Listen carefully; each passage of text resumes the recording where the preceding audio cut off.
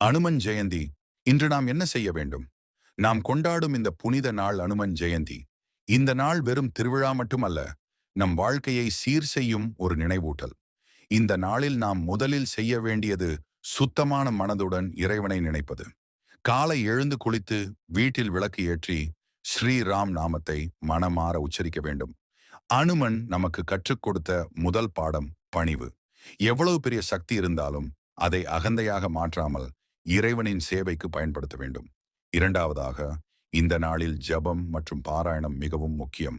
அனுமன் சாலிசா படிப்பது நம் மனதில் உள்ள பயத்தை அகற்றுகிறது, தைரியத்தை உருவாக்குகிறது.